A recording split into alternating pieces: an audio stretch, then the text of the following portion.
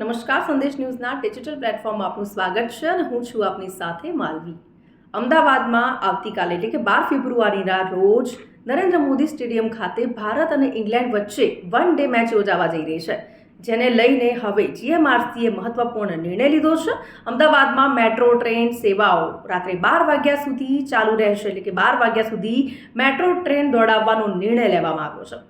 હવે આપને એ જણાવી દઉં કે કયા સ્ટેશન પરથી 10 વાગ્યા પછી તમે બેસી શકો છો। ક્રિકેટ લવર્સ માટે આ ખાસ ન્યૂઝ છે, કારણ કે મેટ્રો ટ્રેન મોટેરાથી એપીએમસી અને થલતેજ ગામથી વસ્ત્રાલ ગામ સુધી દર 8 મિનિટે ઉપલબ્ધ રહેવાની છે। રાત્રે 10 વાગ્યાથી 12 વાગ્યા સુધી મોટેરા સ્ટેડિયમ અને સાબરમતી મેટ્રો સ્ટેશન પરથી મેટ્રોમાં બેસી શકાશે અને ત્યાંથી અમદાવાદના કોઈ પણ મેટ્રો સ્ટેશન પર જઈ શકાશે। હવે છેલ્લી ટ્રેન ઉપડવાનો સમય કયો છે એ પણ આપણે જણાવી દઉં।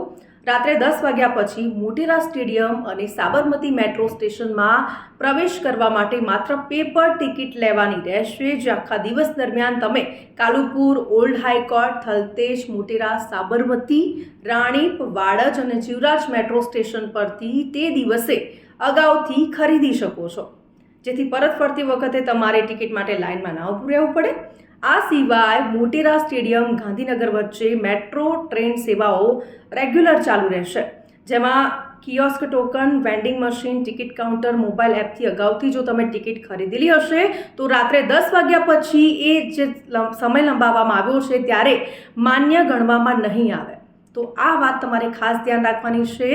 અગાઉથી તમે ટિકિટ લઈ શકો છો અને જે મોબાઈલ એપને એવી રીતે તમે જો ટિકિટ લીધી હશે તો એ રાત્રે 10 વાગ્યા પછી માન્ય નહીં રહે।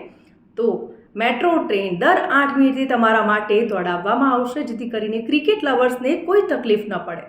તો આવા જ ઇન્ફોર્મેટિવ વિડીયોઝ જોવા માટે સંદેશ ન્યૂઝના ડિજિટલ પ્લેટફોર્મ સાથે જોડાયેલા રહો।